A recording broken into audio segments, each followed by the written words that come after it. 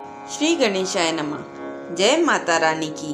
भक्तों, आइए सुनते हैं दुर्गा सप्तशती का 13वां अध्याय।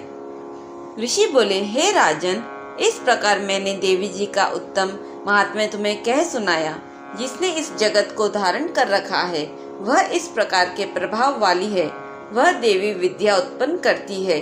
उसी भगवान विष्णु की माया ने ही, हे राजन, तुमको, इस वैश्य को तथा और भी विवेकवान जनों को मोहित कर दिया है। यह पहले भी मोहित थे, फिर आगे भी मोहित होंगे।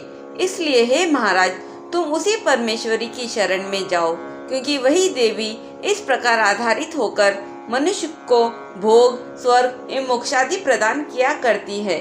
मार्कंडेय जी बोले, इस प्रकार ऋषि के वचन सुनकर उस राजा सूरत ने प्रशस्त व्रतों का पालन करने वाले महाभाग मेधा महर्षि जी को प्रणाम किया।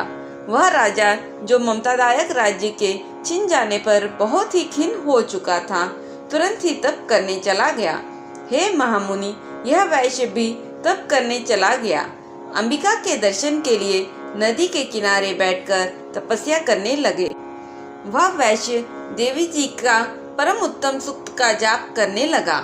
इस प्रकार उन दोनों ने देवी आराधना के लिए नदी के किनारे मृतिका से देवी जी की मूर्ति बनाई। फिर पुष्प, दीप, धूप, हवन, तर्पण आदि से धीरे धीरे आहार थोड़ा करते हुए निराहार होकर एकाग्रता से देवी जी में मन लगाकर एकचित्त होकर के देवी जी की आराधना करने लगे।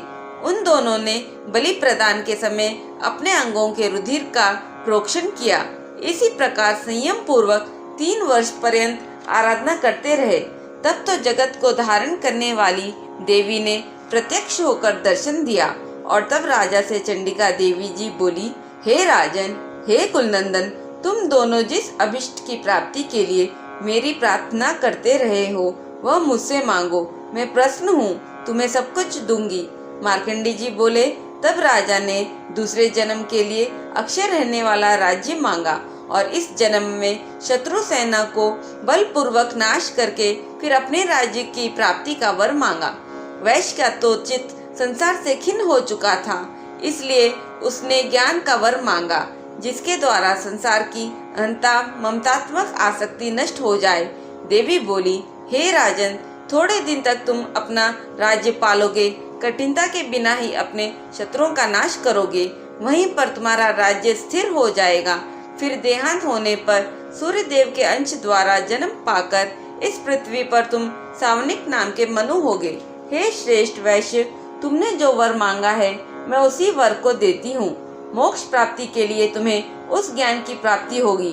मार्कंडेय जी बोले, इस प्रकार देवी जी ने उन्हें अभिलाषित वर दिए। फिर उन दोनों की भक्ति पूर्वक की हुई स्तुति से प्रसन्न होकर देवी तत्काल ही अंतर्धान हो गई। इस प्रकार वह क्षत्रिय श्रेष्ठ सूरत देवी से वर पाकर फिर सूर्य से उत्पन्न होकर सावनी नामक मनु हुआ। इस प्रकार श्री मार्कंडेय पुराण में सावनिक मनवंतर की कथा के अंतर्गत देवी महात्म्य में राजा सूरत और वैश्य को वरदान नामक 13वां अध्याय पूरा हुआ। एक बार प्रेम से बोलिए, जय मां शेरा वाली की।